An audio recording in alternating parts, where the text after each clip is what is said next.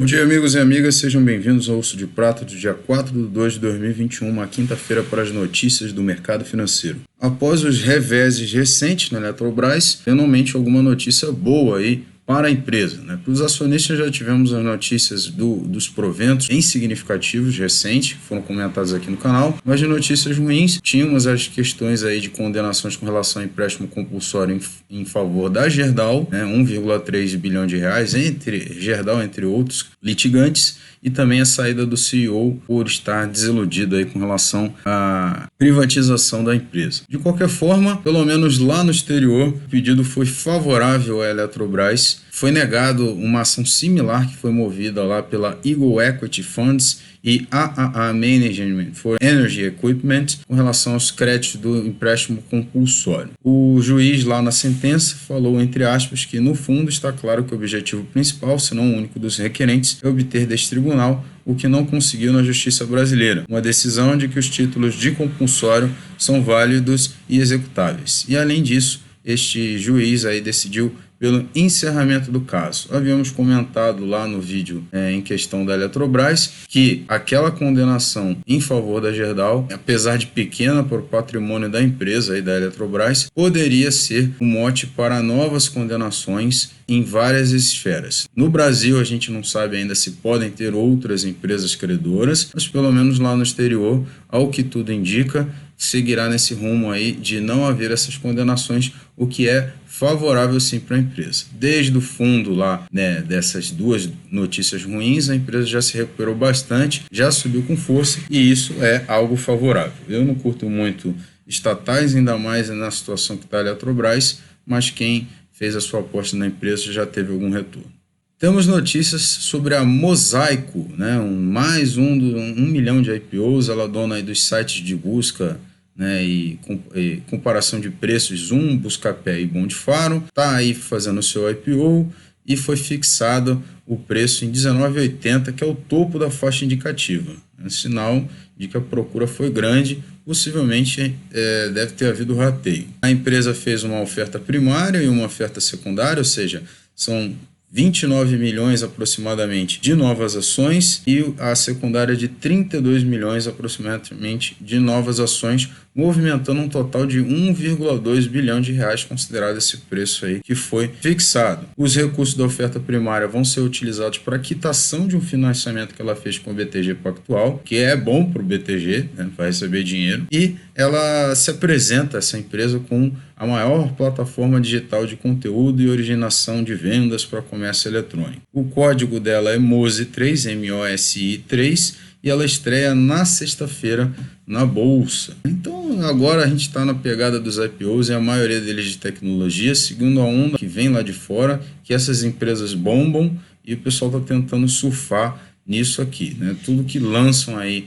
com relação a IPO, o negócio surfa. Só um detalhe para os mais desavisados, esse Zoom é um site buscador de preços, não confundir com o Zoom, plataforma de vídeos e conferências online que tem ações listadas lá na Bolsa de Nova York, código ZM, e alguns até uma época confundiram e compraram uma ação errada, mas esse é assunto de outro vídeo. Alguns números da Mosaico: teve receita líquida de 160,7 milhões de reais em 2020, EBITDA de 56,7 milhões e margem de 32,28, o lucro líquido do período 33,9 milhões de reais. Falando um pouco de balanços, comentamos ontem que o Santander ia lançar seus números. Então aqui, o banco encerrou o ano com lucro acima do esperado, apesar de fazer uma PDD pesada, aí, a provisão de devedores duvidosos. O que foi bom para a empresa é que ela fez essa PDD concentrada basicamente toda no segundo trimestre, os demais bancos espalharam ao redor do ano, e ela encerrou 2020 com 15,7 bilhões de reais só em PDD. A unidade do Banco Espanhol no país fechou o ano com um lucro líquido de 13,8 bilhões, recuo de 5% em relação a 14,5 bilhões, mas, como falado, basicamente acima das expectativas. E ela culpa, como todos culparam, o Covid por tudo isso aí, além da provisão que a gente já acabou de comentar. O ROI, né, o retorno sobre patrimônio líquido dela, superou o do Itaú e fechou em 19,1 contra 14,5 do Itaú. Então, mesmo com as PDDs significativas, o índice de inadimplência da empresa, segundo ela, é o menor patamar da história. Ela também fechou com margem financeira bruta, crescimento de 6%, receita de serviços totalizaram 18,4 bilhões, queda de 1,2%, a carteira de crédito somou 16,9% de alta, em especial a pessoa física, e o crédito para a pessoa física subiu 12,2%, e aquele crédito ampliado que envolve debênture, FDIC, CRI, essas coisas todas aí, teve alta de 18,5%, na casa de 512,5 bilhões. Então o balanço do Santander foi bem mais interessante do que o Itaú, né? O Itaú foi um dos bancos que mais sofreu.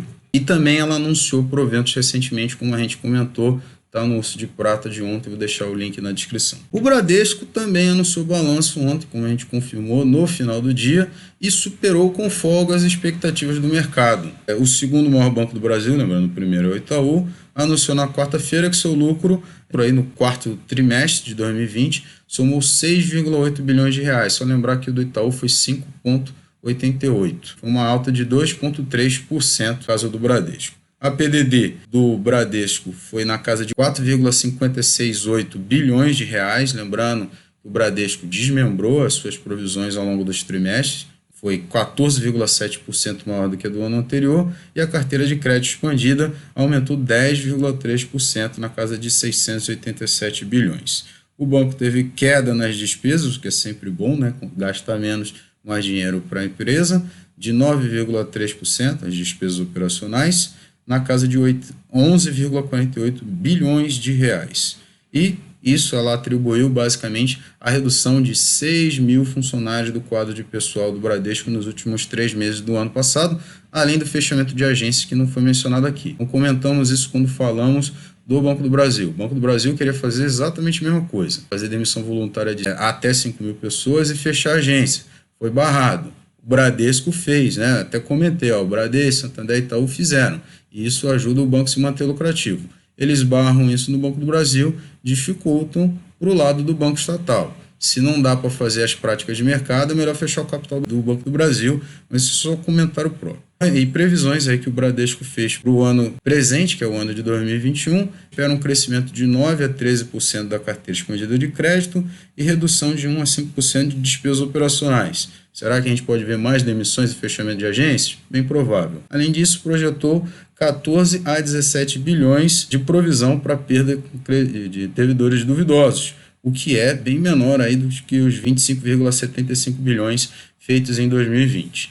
Encerrando sobre o Bradesco, temos aí o enorme provento que eles lançaram agora dessa apuração, que de um juros sobre capital próprio de impressionantes R$ 1,06 para a ON, a BBDC 3, e R$ 1,08 para a BBDC 4, a PN. Esses proventos têm data base dia 17 de fevereiro, passam a estar ex dia 18 de fevereiro, então você tem até o dia 17 para comprar e ter direito, e vão ser pagos no dia 8 de março de 2021. Nas bolsas, a gente tem um dia de otimismo, mas não tanto quanto o generalizado que a gente tinha ao longo da semana, porque na Ásia, em especial, a gente tem algumas quedas. O VIX está zerado, estável, na casa dos 25, o que não é um patamar confortável, mas é muito melhor do que a gente viu nos últimos dias. E o índice Bovespa, com recuperação essa semana de quase tudo que perdeu na semana passada, encerrou ontem com alta de 1,26 na casa de 119.724 pontos. Já as commodities, nós temos aí um panorama bem misto, com as reservas de valor em dia de correção, os derivados de petróleo, a imensa maioria em queda, destaque para o gás natural, queda de 1,37 após as altas recentes, mas ainda é muito pouco perto do que ele subiu. As metálicas seguem em queda, eu acho que quase todo dia eu tenho falado de queda nelas, e as agrícolas, um dia favorável, a boa parte em alta. Destaque também negativo das reservas de valor da prata, caindo 1,27, ou seja, após uma queda significativa na segunda e uma correção de alta ontem, ela volta a cair, sinalizando de que talvez a gente veja quedas maiores nos dias que virão. Já as moedas, o dólar em relação ao real está na casa agora dos 5,35, mais uma queda em relação a ontem, porém em euro ele se aprecia agora na casa de 1,19, né? Sai do 1,20 para 1,19. Já o euro em relação ao real, também uma queda em relação a ontem, na casa de 6,41, então aparentemente o panorama está bom para a nossa moeda, o real brasileiro. Já nas criptos é um dia de intenso otimismo, fortes altas, o Bitcoin volta à casa dos R$200 mil, R$202.144, 37 mil dólares. O Ethereum com um número interessante, né, após atingir o topo histórico, está no número R$ 8.888,88. Que número diferente. E em dólar, ele também mais alto do que ontem, na casa de 1.642,59. O Ripple também alto, mas menos expressivo, né, uma coisa mais tênue, R$ 2,12,39 de dólar. Já o ETF da nossa bolsa em dólar, o EWZ, na casa dos 36, volta a subir, o que reflete aí o otimismo que a nossa bolsa tem tido. E o VIX dele, o VXEWZ, também com queda significativa na casa dos 41, queda de 4,66%, o que não é bom, mas está melhorando, né? Está caminhando para a normalidade. Pelas minhas redes sociais, agradeço por ter assistido esse vídeo, um abraço fundo do coração e vai assim.